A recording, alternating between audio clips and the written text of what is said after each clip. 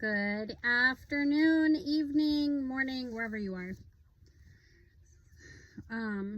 I have just arrived in our spot for the night. We are on a 4-day travel from New York to Texas. So please pardon the pajamas. I got out of being in the truck all day and I'm putting on something comfy, and I didn't brush my hair and I probably smell. So just being real with y'all. So, not that you can smell me. I guess you could try, but you really can't. Okay, so let's jump right into Comparison Girl for Adults. And we are on week 4, lesson 2. And it's titled To Be Seen. Matthew 23, 1 through 12.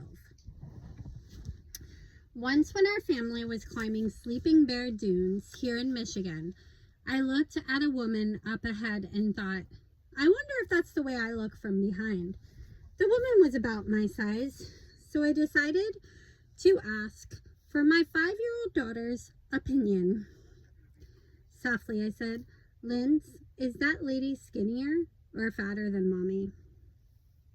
Always happy to help, Lindsay stopped climbing and began looking back and forth between the other woman and me, trying to size us up. She said after a few rounds of evaluation, I think you're just a little fatter, Mommy. But just a little bit. What a ridiculous game I was playing and still do. In the middle of a gorgeous display of creation, rather than enjoying my great big God under wide skies and sloping sand dunes, I was a comparison girl asking a 5-year-old to measure me against a stranger. I just want to say, if you haven't been to Sleeping Bear Dunes, you have to.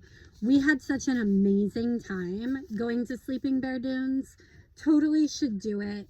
I am so far behind on posting our videos and stuff, but I will have to. But you guys, I'm telling you, put it on your bucket list. Jesus calls us for an intervention. Jesus wasn't oblivious to the way we worry about how we look to others, from the front or behind. In fact, in his ribbon cutting sermon, I don't know why I always want to say ceremony, which we looked at in the previous lesson, Jesus issued several warnings against trying to impress people. Matthew 6, 1 through 18.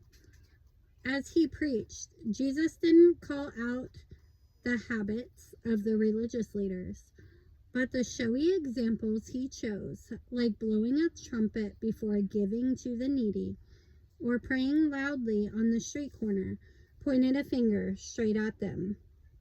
In today's lesson, we are going to skip forward to a time when Jesus' interactions with the religious leaders have progressed way past implicit rebuke. It's now the Tuesday morning before Jesus will be executed, and he is speaking to a crowd of his disciples gathered at the temple for the Passover celebration. See Matthew 23 and 24. Though Jesus is fully aware that the religious leaders are plotting to kill him, he isn't hiding or defending himself. Instead, he cares enough to call for an intervention. An intervention is when we confront someone we love who is making grievous choices and warn them to turn back. We see the consequences up ahead, and we are willing to stand in the middle of the road and say, stop, no, don't. That's what Jesus is doing as he calls out 7 forceful warnings or woes to the scribes and Pharisees. They're in the temple courts. Matthew 23, 1 through 6. I'm sure that it was awkward. I'm sure the disciples in the crowd were glancing around, wondering if the leaders were in earshot.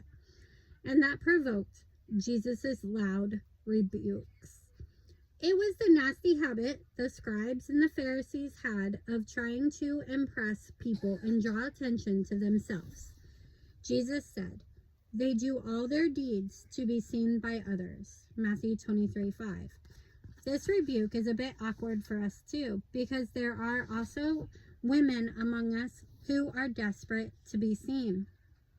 We can tell by their extreme efforts to attract everyone's attention with their style, whether that's by always looking flawlessly put together or always wearing dark clothes and a surly expression.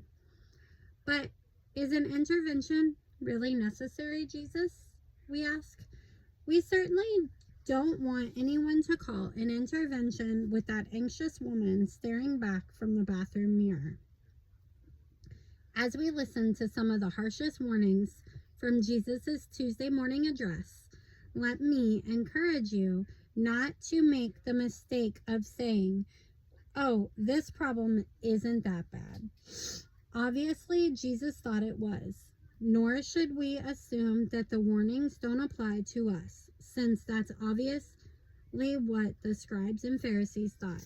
As Jesus exposed the underbelly of their longings to be admired, they closed their ears, stiffened their backs, and firmed their resolve to murder him. Receiving 3 warnings. We don't always try to impress people the same way the religious leaders did, of course, but consider this. We are being deceived by the same enemy who deceives them. We are being tempted with the same measure-up desire to look good in the eyes of others, while disregarding the eyes of God.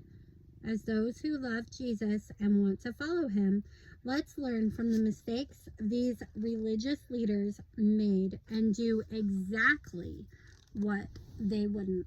Let's receive these warnings of Jesus and allow him to shine a spotlight on our ugly desire to be seen. Here are 3 specifics that Jesus warned against. Number 1, dressing to call attention. They do all their deeds to be seen by others, for they make their I don't know what this word is. Phylacteries broad and fringes long, Jesus said. Matthew 23:5. Phylacteries are little leather covering boxes which Jewish men still today tie onto their foreheads and arms. The boxes have little mini scrolls inside with portions of Jesus' word. This is their way of literally practicing God's instructions to fix these words of mine in your hearts and minds. They tie them as symbols on your hands and bind them on your foreheads. Reread that verse and notice the irony. God wanted them to fix his words on the inside in their hearts and minds, but they put the words on the outside where everyone could see. They wanted their phylacteries wider than the next guy's to draw attention to themselves. Same with the fringes, which were tassels that they put on the corners of their garments to remind them of God's commands. Yet rather than having their attention drawn to God, to the religious leaders had extra long tassels which drew attention to themselves. Are there ways that we also dress to call attention to ourselves? We don't wear tight, low-cut, see-through clothing because it's comfortable. And we don't pay triple for a name brand because the little logo is pretty. And even when we wear buttoned up, flowy, floor-length dresses, aren't we sometimes trying to draw attention to our superior modesty? When we use our clothes to draw the eyes of others, we're no different than the guys strapping leather boxes to their heads. Positioning ourselves to be seen. Whether at banquets or in the worship service, the scribes and Pharisees wanted to position themselves to be in everyone's line of sight. They wanted to be spotted, to stand out, to be admired. Are there ways we position ourselves to be seen too? The photos we post, the places we sit in church, the group shots we want to be included in. When we posture ourselves to be noticed, it's obvious that we're living by the lines. Loving public admiration. The Pharisees did not hope to blend in around town or at the market. No, they lived for that moment when someone would call out using big titles so that they would receive big recognition. They loved being called rabbi. so that everyone in earshot would know they were a big shot. And what about us? With the dawn of social media, our love for public admiration has only grown more public. We live for comments like, dang girl, or you look like their sister, not their mom. Our acquired likes are approval tally marks, and the lack thereof is proof the other way. The packaging isn't the problem. Perhaps you, like me, had never heard of phylacteries, let alone broad ones. Obviously, the phylacteries and the tassels weren't the problem. What they were wearing and where they were sitting simply exposed the real problem, which was in their hearts. These religious leaders craved admiration more than anything in life. They wanted to be seen. They drove themselves to ridiculous lengths, including lengthy tassels and big boxes on their heads, and they were withering under all of their self-imposed requirements. Yet in all of their ambition to find approval in each other's eyes, they completely lacked any regard for God's eyes. It's the same with us. The clothes we're wearing, the selfies we're taking, and the tears we're shedding on our bathroom scale only expose the real problem, which is in our hearts. Like the Pharisees, we long to be admired, and since we know what our culture puts a premium on, thin bodies and pretty faces, that's what we measure. Our eyes run like laser tape measures, instantly taking measurements of every person we encounter and every image we're exposed to. And the billions of dollars we spend each year on cosmetics, weight loss, and cosmetic surgery reveal how invested we are in our own packaging. For some of us, our obsession is maintaining the beauty we've cultivated. We'd rather die than watch our beauty fade. For others of us, our obsession is concealing defects and deficiencies. We're extremely insecure about being seen and would rather die than be photographed unaware. Either way, our me-focused drive is what withers away at our inner beauty, which can only be cultivated by a quiet hope and trust in God. Mirror-free. Recently, my daughter Lindsay, who is now a college student, gave up wearing makeup for Lent. But then she realized that all her trips to the mirror throughout the day to obsess over her makeup-less appearance were defeating the purpose. Lent is a time to give something up and refocus on God, but Lindsay was constantly refocusing on herself. Her exercise and less self-focus wasn't working, so she readjusted her commitment and gave up mirror time instead of makeup. She looked into the mirror while applying makeup, but that was it. No checking her outfit from all angles, no checking her hair between classes, no looking up while she washed her hands in the bathroom. Lindsay was surprised at the amount of time she was accustomed to spending evaluating herself in front of the mirror. And she hadn't realized how her comparison throughout the day were measuring against her reflection that morning. Without mirror time, she found new freedom. She could say, wow, my friend Lacey looks so pretty today, and not compare Lacey's outfit, hair, or makeup with her own. There's a certain correlation between how obsessed we are with our own appearance and how free we are to focus on other people. The more me-focused we are in the mirror, the more me-focused we'll be when we turn towards others. The greater our obsession with the lines, which in this case include the lines of our bodies, the less free we are to focus on the spout. The antidote. As a culture, our anxiety issues seem to be keeping pace with the spread of social media or digital media. The more we see airbrush perfection, the more we want it for ourselves. Since we are consumed more than ever with how we look compared with how other people look, Jesus's forceful intervention language seems quite apropos. If you, like me, recognize that you're far too wrapped up in appearances, I invite you to slip once more into Jesus's Tuesday morning audience. He's just about to share the anxiety relieving antidote to this enslaving desire we often have to be seen and admired. Ready for another red letter comparison? Whoop, whoop. Sorry guys, I have to readjust. Jesus said, "The greatest among you shall be your servants. Whoever exalts himself will be humbled, and whoever humbles himself will be exalted." Matthew 23:11-12.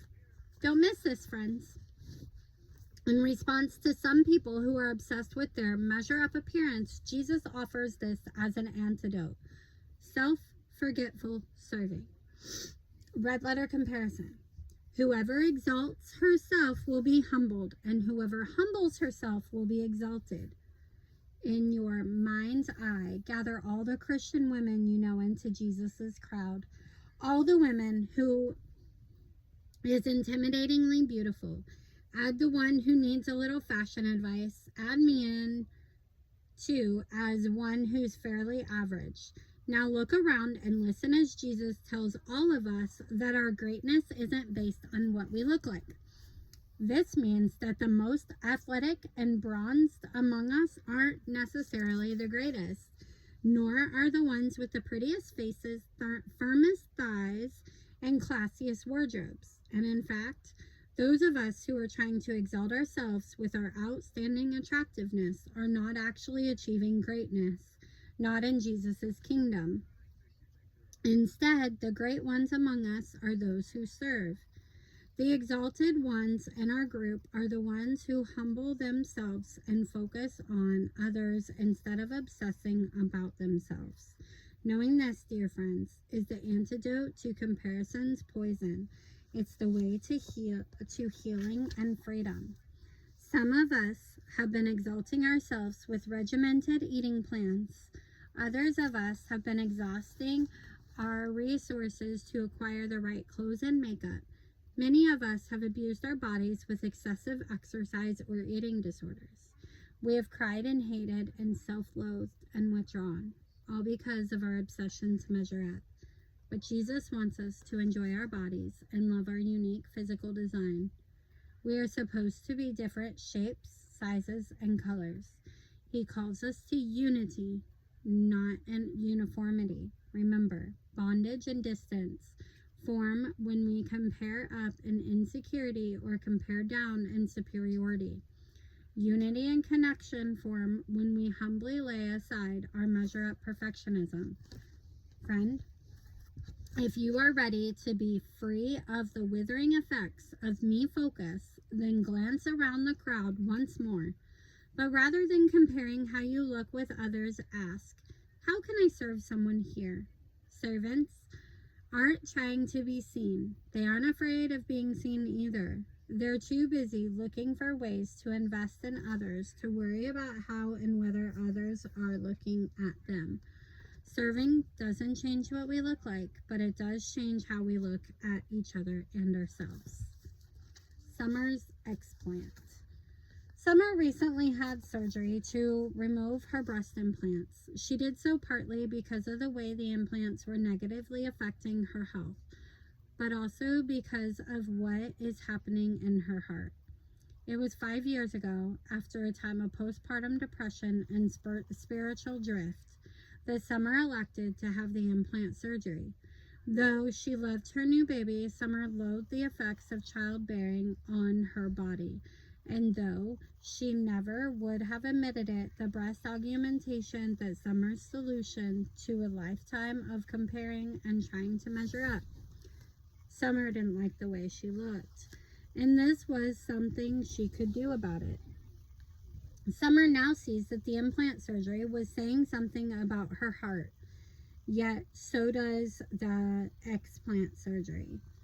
Over the past 5 years, Summer sees how God reshaped her inner self as she has responded to him by shifting her focus to others and away from herself.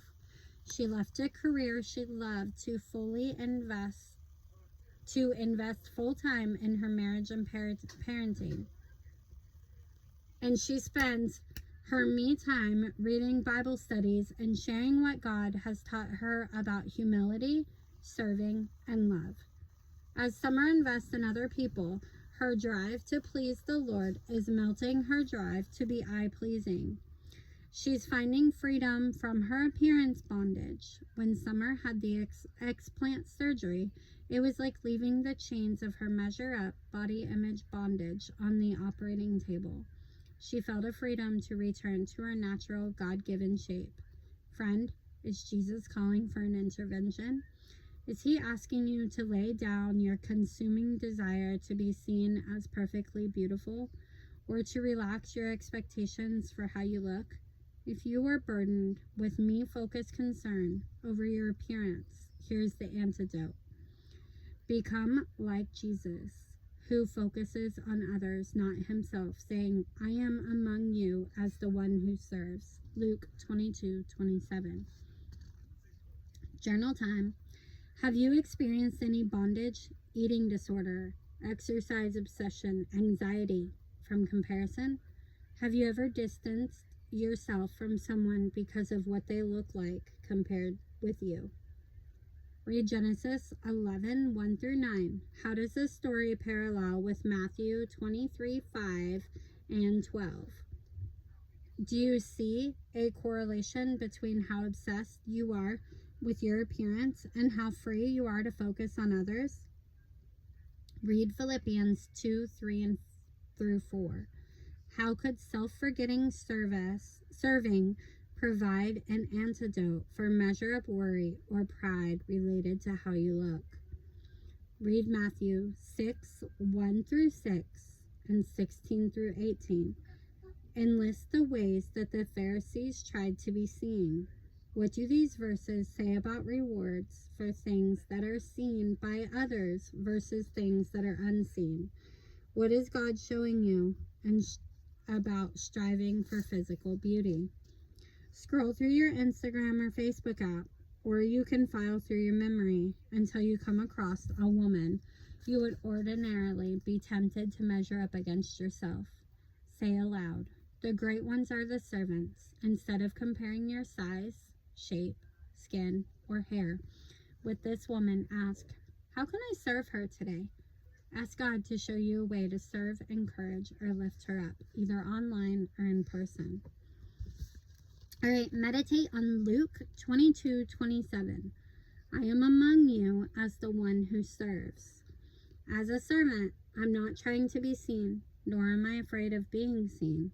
I am too busy investing in others to worry about how I measure up in their eyes. Lord, rather than seeking to be noticed or admired by others, I want to become one of the great ones who serves. All right, y'all. Thank you. I'll be back later. Bye now.